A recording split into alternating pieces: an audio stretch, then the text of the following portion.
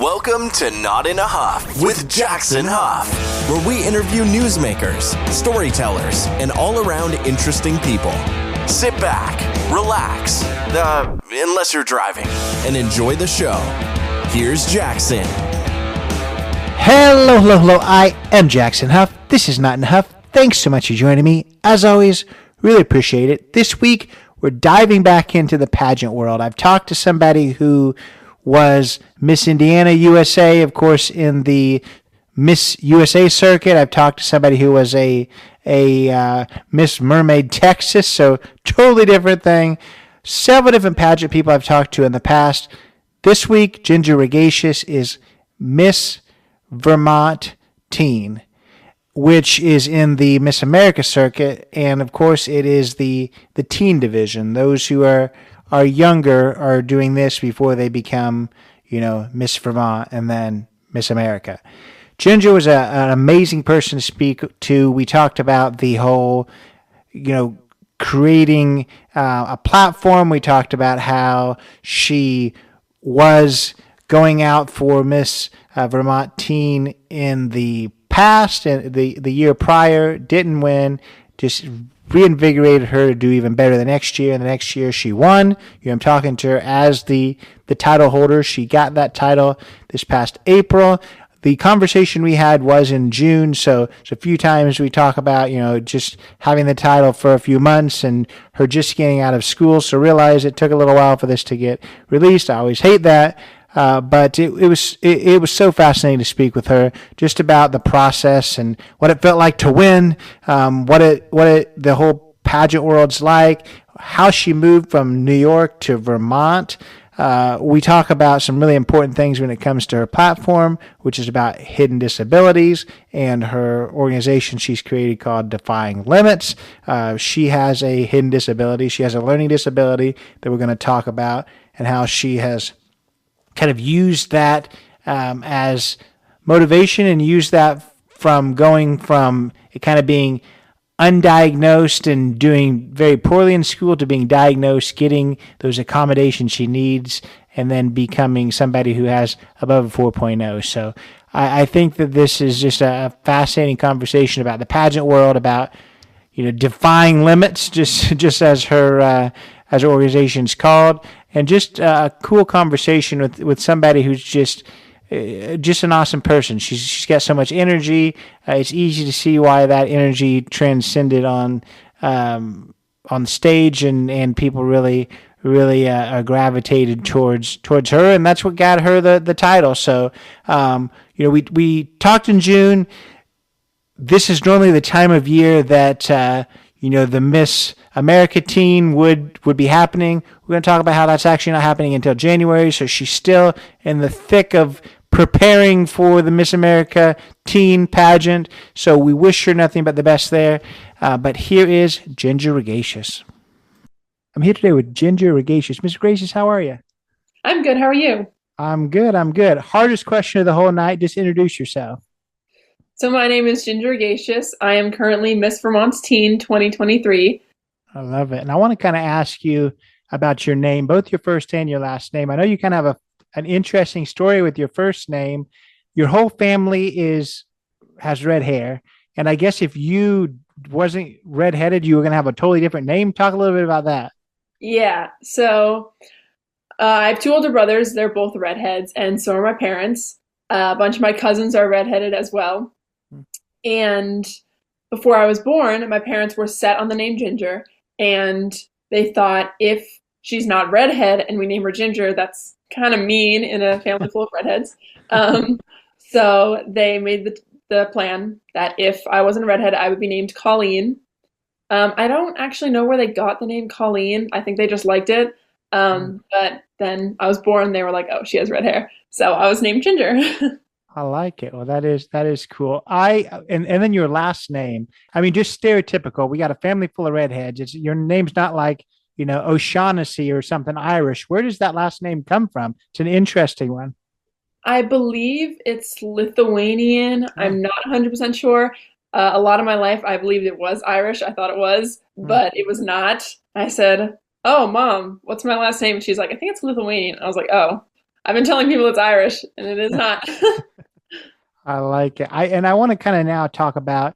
I know you moved to Vermont. You're obviously in pageants there now, but you came from New York City. Talk a little bit about, I guess, the move from New York City to Vermont. I feel like that's a very different world.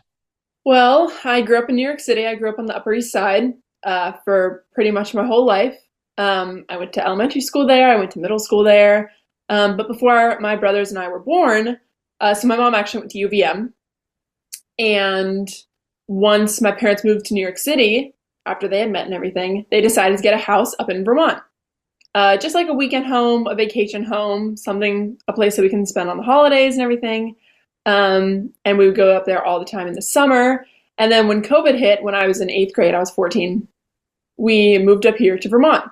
And we stayed here for a while. We were in a very small house, actually, because we were very young. We were toddlers living in that house. And we stayed up there up until around October. So from March of 2020 to October of 2020. And then we decided to permanently move up here because it's not good for my learning. I really struggle. Like I have a learning disability. That's basically what my whole platform is about. And I did not do well over Zoom. And New York was not opening up for schools anytime soon. So we stayed up here permanently in Vermont. And the rest is history. I mean, I just kind of made a life here. It's very different than New York, but I wouldn't have it any other way.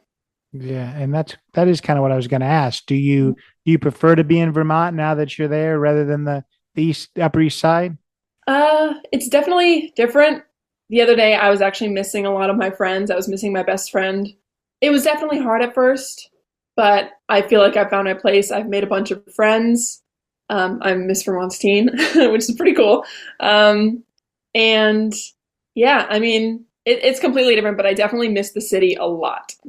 Yeah, no, that makes some sense. You just said that you're Miss Vermont's teen. I want to ask you now how you got into pageants. Was this cycle the first time? Have you been, in pageants your whole life? Talk a little bit about that.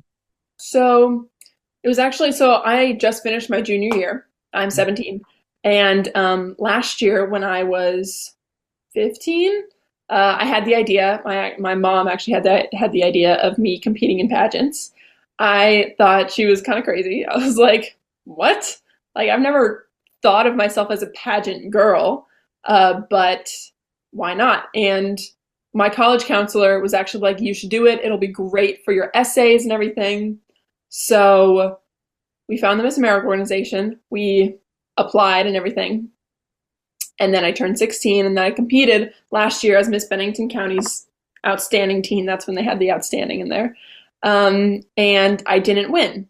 It was kind of a shock for me. I mean, I wouldn't say that I'm the kind of person that was like, I'm going to win. Obviously, first time doing a pageant, I'm going to win. But it was kind of a shocker for me. There were 5 girls competing, including me. And the whole time I was running for it, people are always like, oh, you're going to win. You're going to win. And I was like, I don't know. Like, it's my first pageant. Like, I've never done this before. And that kind of got my hopes up, and I didn't. And I realized how much it took. So then the whole next year after I lost, I worked and I worked so hard because I knew that it's something I wanted. And it's after I lost that I knew I really wanted it. And it's not for the title. It's not about being the girl with the fancy crown. It's all about spreading your voice and having that voice and just spreading it with your community. I found that was such an important part of being part of this organization. I don't care if I have a crown or not. I care about spreading my message because that's the most important part about it. And that's how I kind of got into it. And I love this organization with all my heart. And I love all the girls that competed this year and last year. Yeah, and you said that, and you may have already kind of answered it when it comes to just spreading your message. But you said that when you didn't win, that you worked and worked and worked. What is that? What's that look like? What's the work to prepare for next year and I guess more success? So last year I went to Miss America's Outstanding Teen. I watched all 3 or 4 nights of the competition. It was a lot, 3 hours of watching girls do pageantry. And I learned a lot through just watching that pageant. And I was in a program called Empower Academy, where they take girls from all over the nation, and we come and we just kind of get to know each other, and we also learn about pageantry and how we can become better and hopefully win the next time we compete. And I thought it was super beneficial. So there are 5 stages of competition. There's interview, talent, onstage question, fitness, and evening gown. And interview is a big one, and so is talent. Interview and talent are definitely the biggest ones, I would say. And, mock interviews pretty much every week. I had a pageant coach to help me with them, and I had mock panelists. And my talent, I had my vocal coach every week, and we would practice our song. And sometimes, so I wouldn't get sick of it, we would do some other fun songs, which is good, so that I wouldn't get bored of my talent song.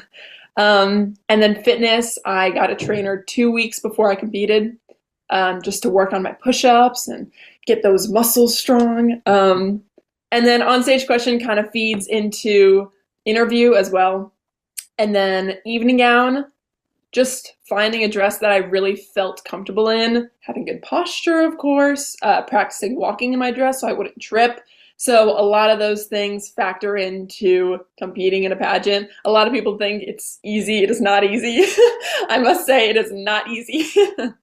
No, yeah, I've talked to other people that have been in pageants, and yeah, I don't think it's easy at all. So I'm certainly not one of those people. What you said that you tried to, I guess, hone this song, but not get bored with it. So you must be kind of have this one song that you're going to do. What is it? For nationals or I already competed in states, but like, right. Are you asking if do I have a song for nationals? Well, you can say that if you want, but what's the song that you were practicing all this time? Was it for state, I guess? Gotcha. So, I actually sang an Elvis song at States. I sang, I was about to say the song that I sang last year. No, that was Don't Stop Me Now from Queen. No, but this year I sang If I Can Dream by Elvis. It's a super emotional song. When Elvis wrote it, Martin Luther King had just died. And it was kind of a protest song and kind of a reconciliation song. And it's all about how we should come together and unite as a nation and not keep on fighting with each other, because there was a lot of controversy going around, and he wanted to break that through song. And I thought that was a really important message. And I love Elvis also. And I just wanted to share that. No, I love it. I think that's a song that, you talked about what was happening at that time, but I think that transcends time, and that's certainly something we can learn from today too. So I think that's awesome. Have you asked me what song I was talking about? Have you already picked a song for the next stages? So originally Nationals was going to be in August of 2023, so in like 2 months. But Miss America, the organization, is under new management, and Miss America's Teen is going to be in January of 2024. So where I was going to have my song picked out pretty much a month ago, but since it got pushed back a couple months, I have some time to breathe. I just finished my junior year literally yesterday. So I was just focusing on finals, but I have not picked my song yet. So hopefully in the next month or two, I'll pick my song.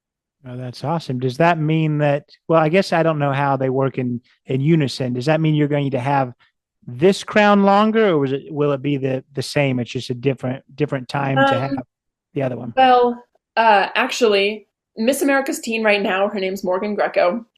She's from Washington. She will actually be crowned for a year and a half, whereas usually they would have been crowned a year. But because it got pushed back in January, she gets like an extra 5 months, which is lovely. I mean, nice to be her.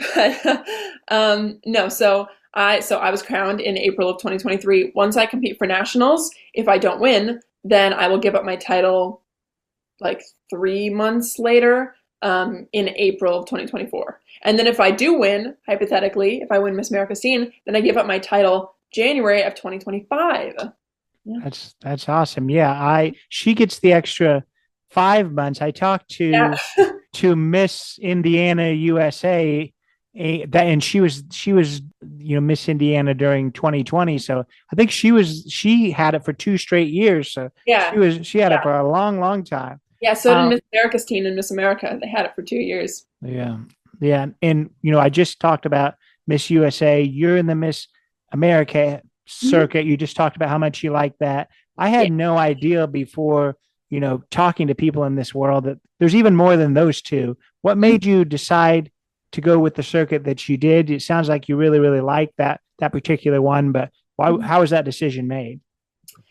So actually, I think one of my mom's friends was in a pageant. I don't remember what year she was, but I think she was Miss Oklahoma. And they met through a work thing. I don't really remember, but she said, "Oh, you should make your daughter do pageants and everything." This was back in 8th grade. Like my mom's friends told my mom, they said she should do pageants. I never knew any of this until now. But yeah, and then so I started. But she said, "Oh, like the Miss America organization is great. Like I can get you hooked up with all the websites and everything." And that's sort of how we found this one through the Miss America organization. I have met with some other organizations like Miss Vermont's Teen USA and Miss Vermont USA. I met them when I won. They were at the pageant, and it was really great to connect with the girls from other pageants, organizations, and just see my other fellow state title holders. Yeah. And so how do you get to the state level? So I assume you won your county or your region, and then every region or county goes to the state. Talk a little bit about that process. So that's actually a normal thing in other states. Vermont does not have locals.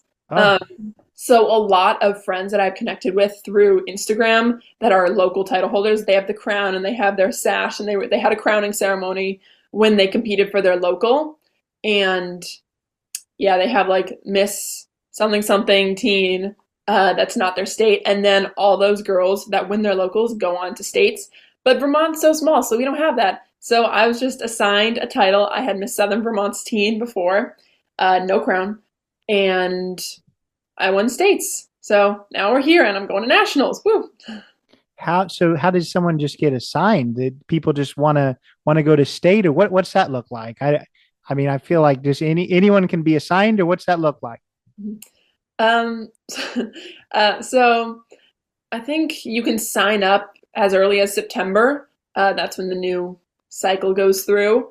And you pretty much just sign up and say, I want to compete for states. And they say, what do you want your title to be? And you say, I'm going to do Miss Southern Vermont's teen. A bunch of other girls, like there's this one girl that's Miss Green Mountains teen, Miss Northeast Kingdoms teen, Miss Fall Rivers teen, and you just kind of say, I want this title, and they make your sash and they ship it to you, and you compete. I mean, there's not a lot that goes into it when you first start. You pretty much sign up. For other states, it's a lot more competitive, where there are a lot more girls that compete. So they have locals and then they have states. Hmm. So you said last year that you didn't win Miss, what was it, Bennington County? What was that? If that wasn't like a county level to go to state, it was just something totally different. Well, so last year my title was Miss Bennington County's teen. It's the same sort of thing. So last year when I first started, I was Miss Bennington County's teen, and I competed for Miss Vermont's teen as Miss Bennington County's teen. And Oh, then this year, when I signed up again to compete for this year, I switched my title because you can't have the same title more than once. So I switched it to Miss Southern Vermont's teen, and then I competed again. So it's the same thing, I but just got you. different I title. thought I thought you didn't win Miss Bennington County. Hmm. You had that title. It was the state last year. You competed last year in the state too. Yeah. And you said so.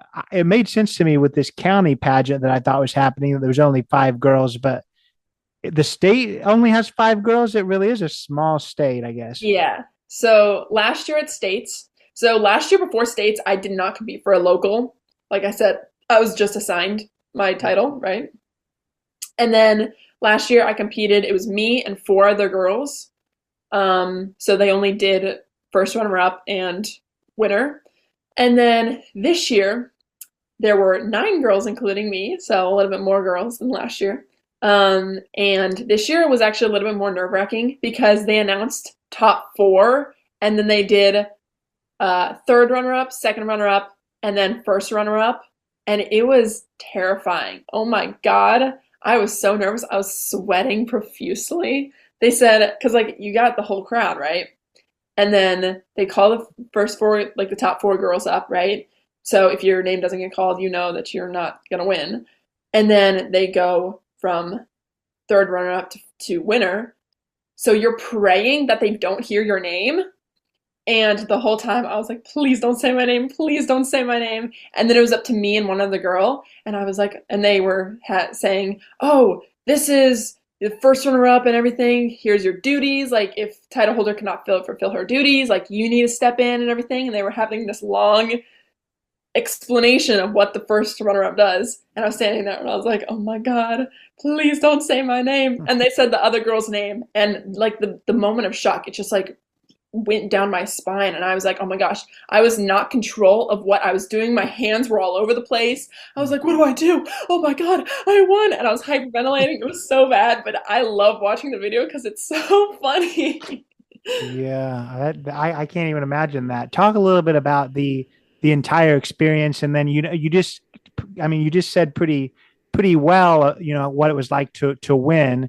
I want you to tell us about the experience of actually going to the pageant, the nerves that come to that, and then we can talk a little bit about, I guess, the moments after you won and kind of it sinking in. Yeah.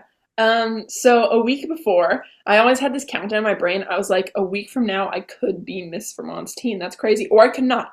And last year, I really was set on being Miss Vermont's teen. But this year, I was sort of like, whatever happens, happens, If I don't win, that's okay. It doesn't define me. It doesn't define how successful I'm going to be. It's just an extracurricular. And that's a really big extracurricular. But I was just like, it's going to be okay if I don't win or lose. It's going to be fine. Like, will I be disappointed if I don't win? Yeah, but anybody would be disappointed if they don't win. I'm going to be fine 24 hours afterwards. It's all going to be good. And I kind of had that kind of mindset, whereas I did not have that mindset last year. And we got to the hotel and everything. We settled in. I slept very well this year. Last year, I remember not sleeping very well at all because I was so nervous. And this year, I slept perfectly fine. Like, went to bed, lights out. I went to sleep like a baby. But it was Saturday, the day before the pageant, and we were getting ready for interview. And I think that I'm very good at interview.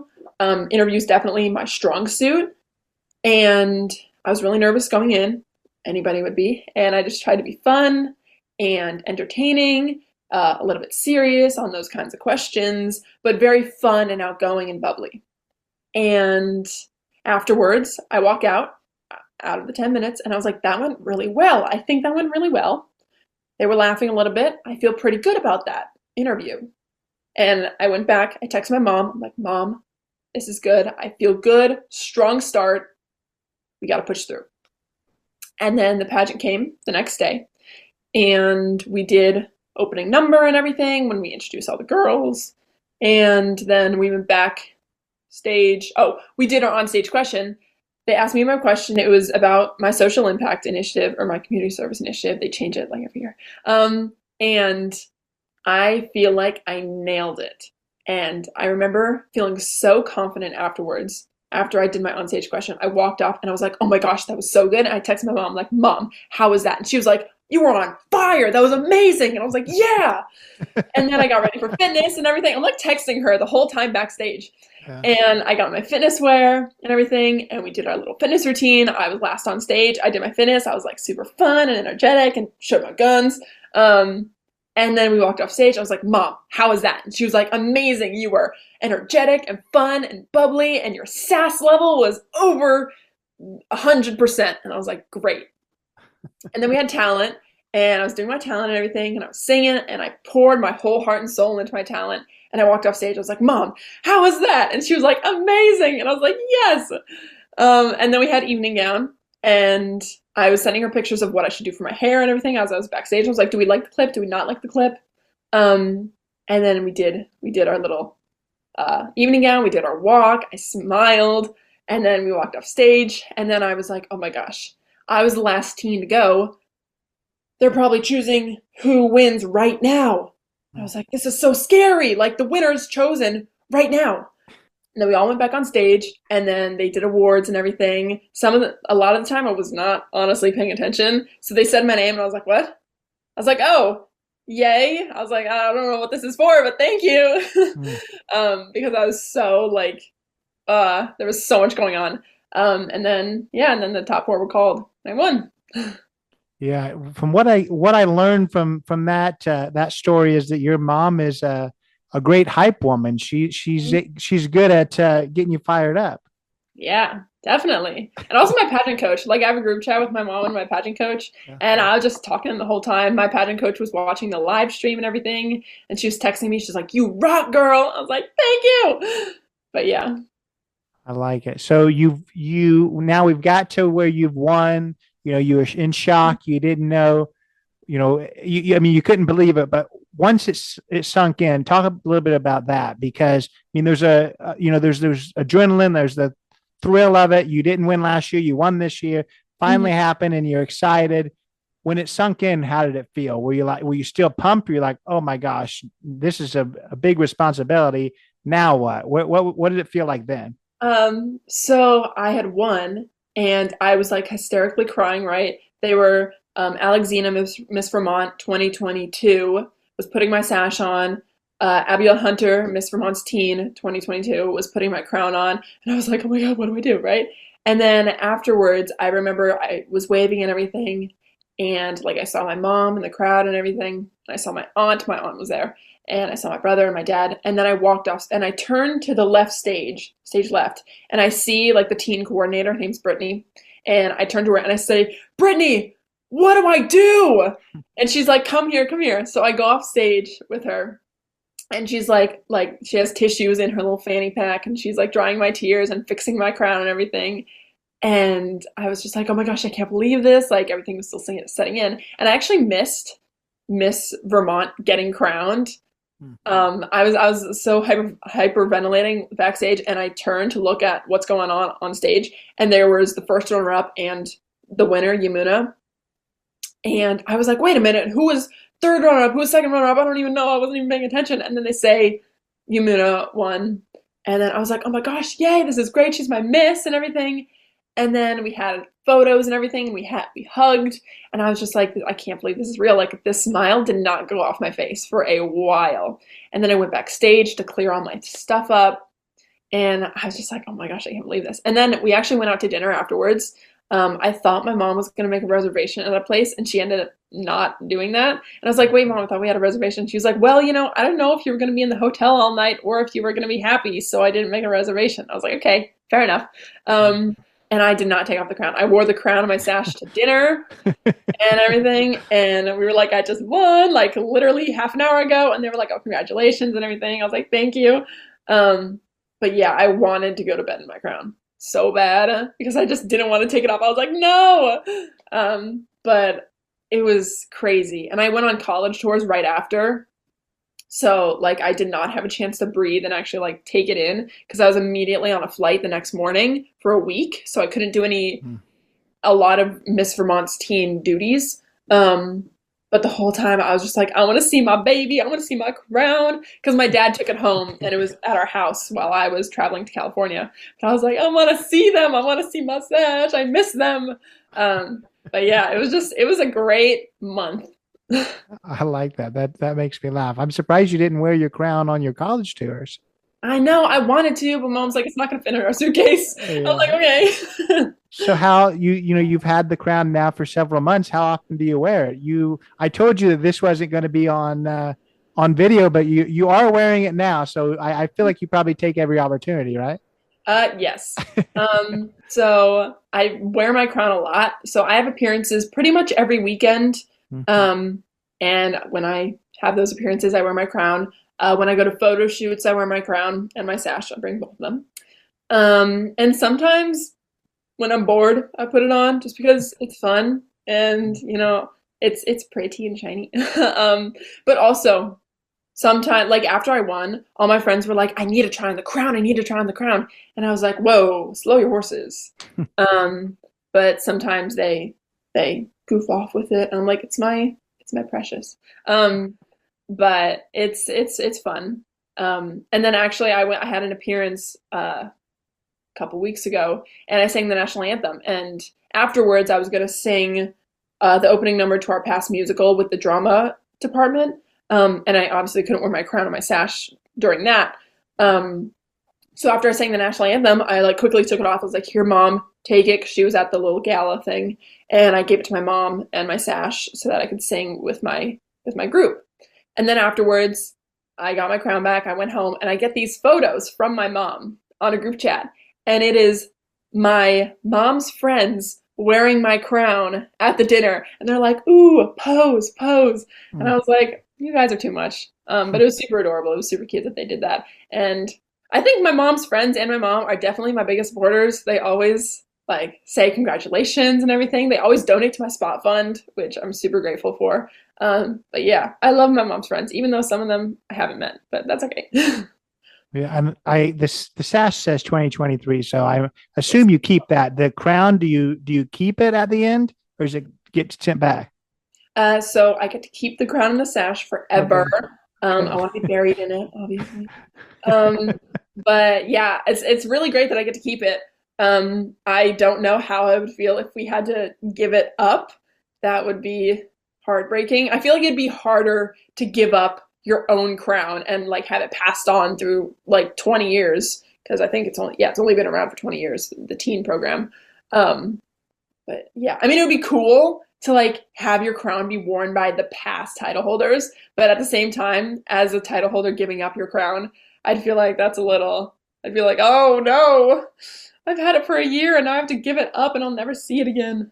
Yeah, well, hopefully, you love that crown so much. Hopefully, in January, you get to replace it with a bigger, better, new, improved crown, right? Yeah, I mean, so Vermont has actually never placed top 11 ever at nationals. I looked it up, but I mean, Vermont's not really a pageant-y state, like how Texas is very pageant-y, California, Alabama, Florida, all the southern and west coast states.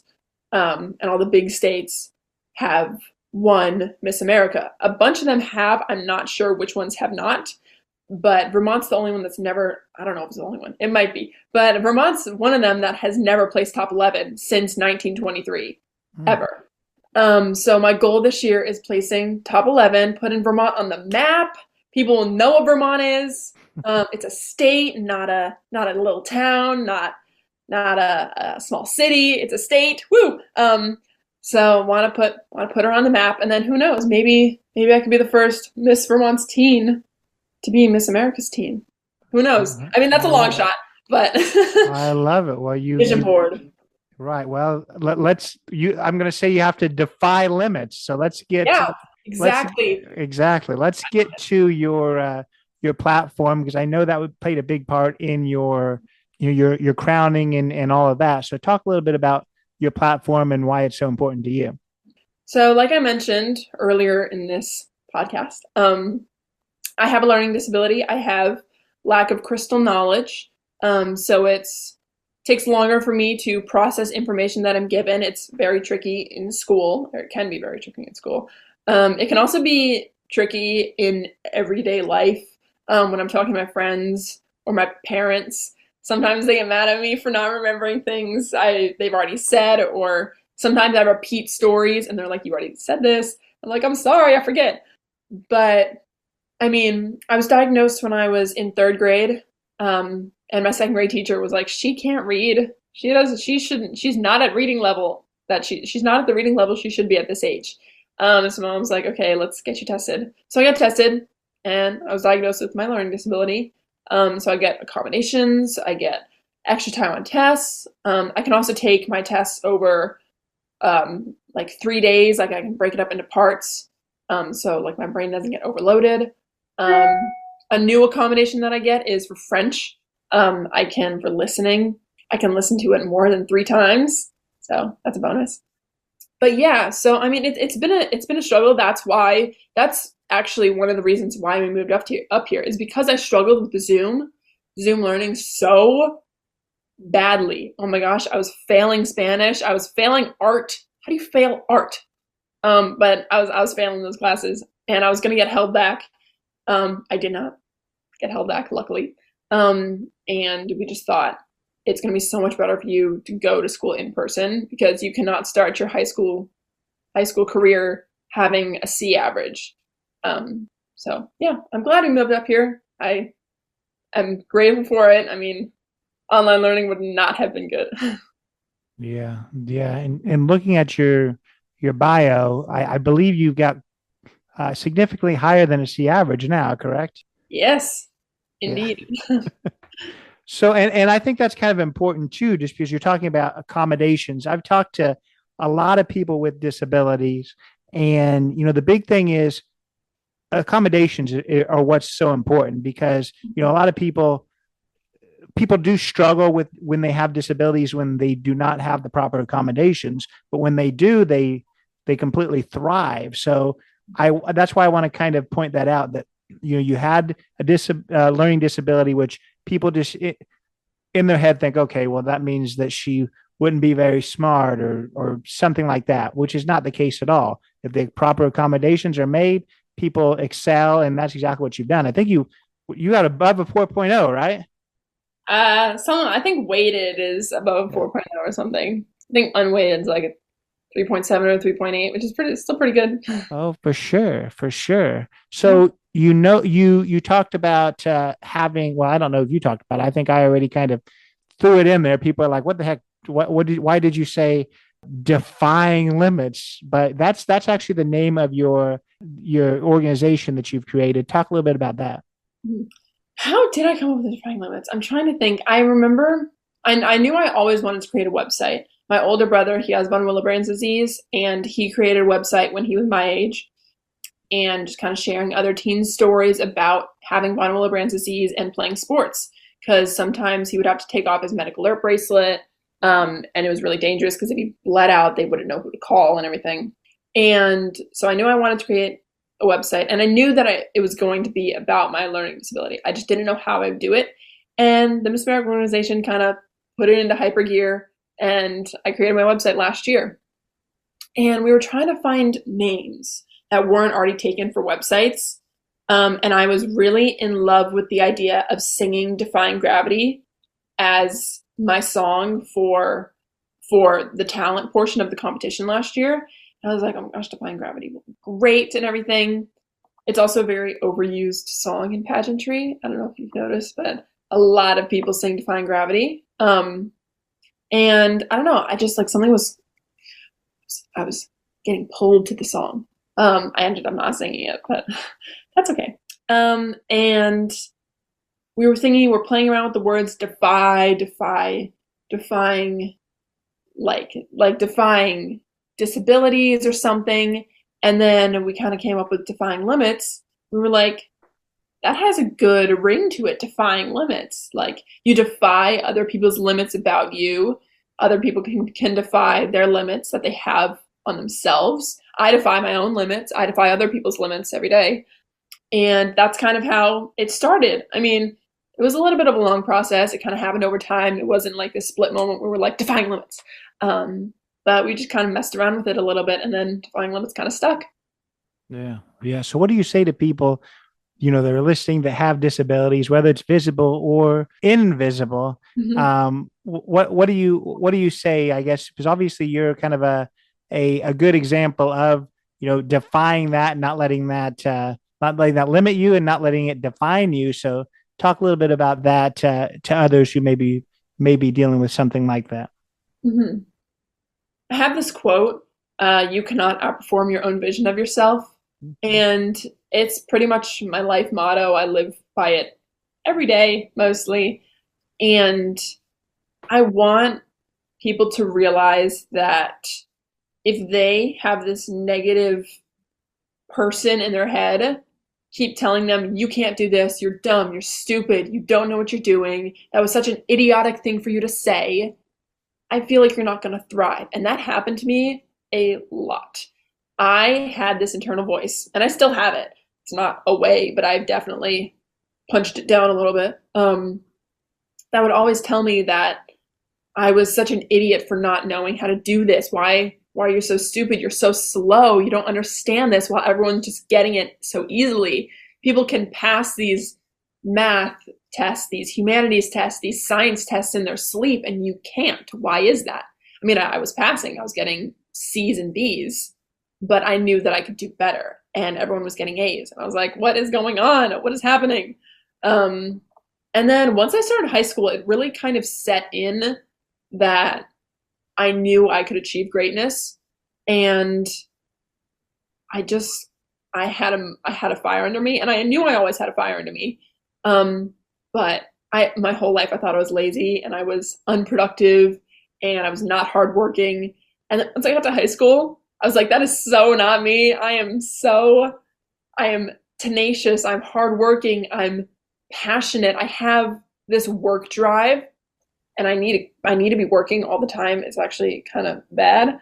But I need to be working all the time because I don't know what I would do without it, because I'm so busy all the time. And sometimes when I have a moment to myself, I'm like, what do I do now?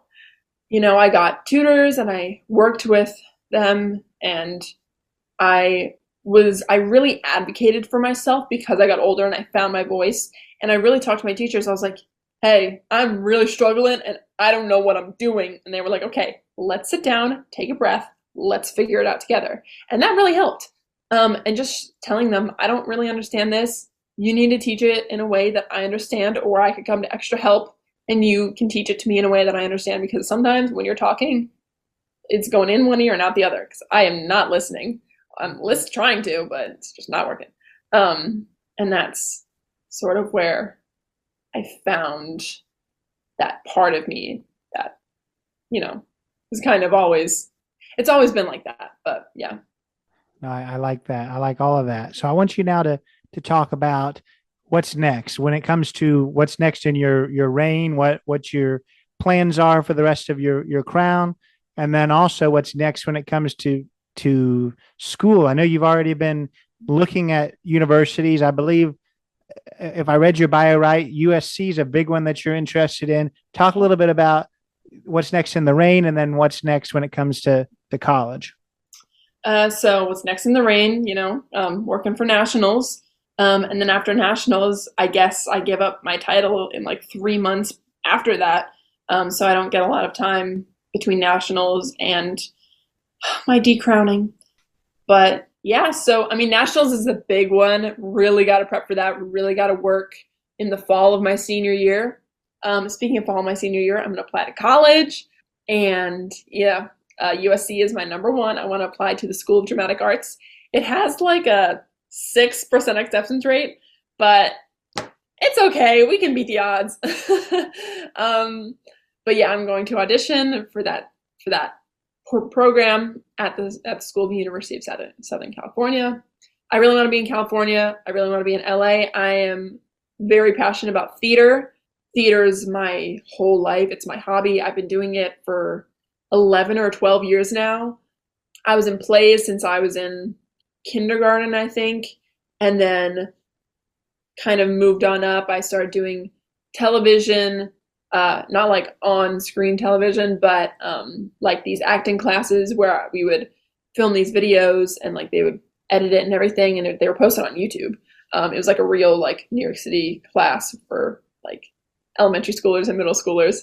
And that was a lot of fun. And I continued to do theater there at the same program. And then I got to high school and I was always in plays. I danced too. And next year, actually, I'm very excited because the musical's Mamma Mia, and I'm so excited. And, fingers crossed for Donna. Yeah. And then so I want to go to college for theater. I mean, like I said, the goal is LA so that I could audition for shows or movies there, and maybe get a start on my career. If I don't move to LA, that's okay. I can always move to LA after college. But my second choice is University of Alabama, which is one of our school sponsorships. So I could go there for free. I could get a full ride there, which is very, very nice. And Alabama, I am big on sororities. So if I go to Alabama, definitely rushing, which I'm very excited for. Wherever I go, I'm definitely rushing. So that's something I really want to do. And I'm very into football, college spirit.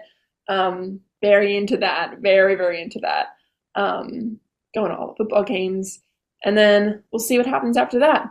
Again, auditioning for TV shows and movies. And we'll see where that gets me.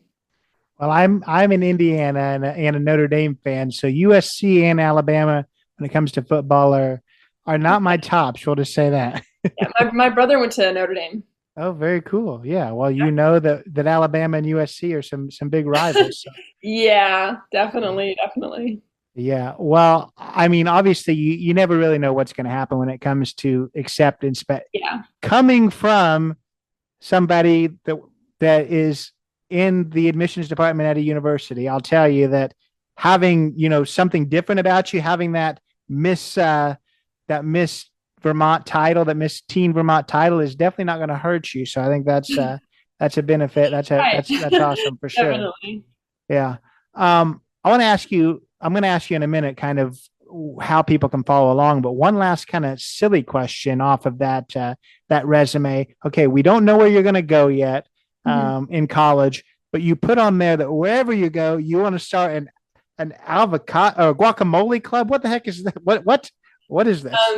So I get literally every time I do a mock interview, I'm asked that question every single time. They're like, why guacamole? Last year, one of the judges said, I'm a sour cream guy. Persuade me on why guacamole is the way to go. And I was like, okay, here you go. Here's the deal. But when I was in sixth grade, sorry, my oldest brother, John, he was a senior in high school and he was touring all these different colleges, also junior year when I was in fifth grade. He was touring all these colleges, and a lot of the time we would make family trips out of them. We definitely went to a lot of college tours as a family when my oldest brother was touring, but then when my second brother was touring, none of us went with him.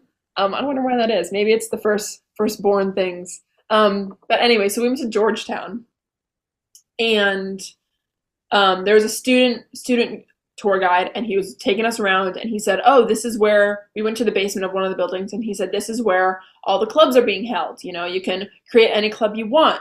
There are so many different clubs. The world's your oyster. You can sign up, start a club, or join a club. And he said, one of my friends actually started a guacamole club. And I was like, oh, guacamole. And I was like, a guacamole club? That sounds like my kind of club. I like the sound of that. And then when I was in middle school, I was like, I want to start a guacamole club. I didn't, but it was on the list. And then in high school, I'm thinking about it next year. I'm thinking about starting a guacamole club my senior year and being the president of the guacamole club. But yeah, I mean, that's kind of how it all came to be. I love guacamole so much. So do my brothers. And we're a big guacamole family. So what's the vision? Are you just going to go like to various restaurants and test out the guacamole? Are you going to all make guacamole during the club, or what's the guacamole club? So basically, we would meet like, I don't know, maybe like twice a month or maybe once a week or something. Because there are only so many guacamole recipes out there. That we would make a guacamole recipe, a new one, every time we met. And we would talk about guacamole and eat guacamole. We could talk about anything. I mean, it really doesn't matter what we talk about as long as we make guacamole. We could have a movie in the background playing for all I care. It can be Ratatouille. But yeah, just trying different recipes of guacamole, writing our thoughts down, thinking, I really liked last week's guacamole. This one is a little too sweet for me, or this one's a little too spicy. That one's too mild, and just all these different things. I made a guacamole recipe with black olives. It was different. It was weird, but it was good. I don't know. My dad didn't like it, but I thought it was fine. I love black olives, so, I got you. Well, I never thought I would be talking about guacamole, but I like it. I want you to tell people how they can follow along. You've got a lot of things coming up. They want to see whether, how great you do for Vermont when it comes to this next level. They want to follow along on, just how big the guacamole club gets. How can they follow along with Ginger? So I actually have 3 Instagram accounts. I have my personal one, which is just.ginger. I have my title holder one, which is Miss America's Teen VT. So if you ever want to follow along with all the state title holders, it's always Miss America's Teen and then their state abbreviation. So ours is VT. Same thing that goes with Miss. It's usually Miss America VT or Miss America GA or whatever. Those are for the Miss title holders. And then I have another one for my website. That's my website. Instagram is defyinglimits.net. Pretty self-explanatory. And then if you go to any one of those websites or those Instagrams, I have a link tree that goes to a bunch of different links that you can click on. My website, my spot fund, a newspaper article I was in, just a whole load of stuff that's all about me. Yeah, so that's where you can find me. And also my website, defyinglimits.net, of course. Yeah. Well, I got it, and I really appreciate your time. Thank you. I'm glad I was interviewed today. So that was Ginger Ragaishis. Really, really enjoyed talking to her. She's just got so much energy, so much passion for the pageant world, so much passion for her cause when it comes to invisible disabilities and helping people with that. Her Defying Limits organization. Urge you to check out her social media. Urge you to check out the Defying Limits page. Let's follow along with her. You know, she's got a lot of amazing things in the works when it comes to preparing to go to college, when it comes to preparing to, you know, a career in entertainment. I have no doubt that she'll be successful there. And then, of course, that little thing in January that is the Miss America Teen pageant that she's preparing for. I wish her nothing but the best of luck there. Her goal is to get in the top 11. Nobody from Vermont has ever done that before, but let's surpass that goal. Let's defy that limit and have her win this thing. So I wish her nothing but the best. I appreciate her being on. Like I said, go follow her. All the links will be in the show notes. If this is your first time listening to this podcast, go follow us as well. Not Enough Podcast on Instagram, Not Enough with Jackson Huff on Facebook, jacksonuff.com. Those are amazing places to follow along. Best place to follow along, best place to subscribe is Apple and on Spotify. You listen to this podcast, you listen to other episodes, you like what you hear, leave a 5-star review. That really, really helps. That really, really is great. If you want to even be more amazing, leave a written review on Apple. That's awesome. But if you do nothing else, catch us next week. So many amazing guests in the past, so many amazing guests coming up, and I can't wait to see you then. Take it away, Chris. This has been Not in a Huff with Jackson Huff. Thank you for listening. Be sure to join us next time, where we will interview another amazing guest who is sure to make you laugh or make you think. Or, hey, maybe even both. But until then, keep being awesome.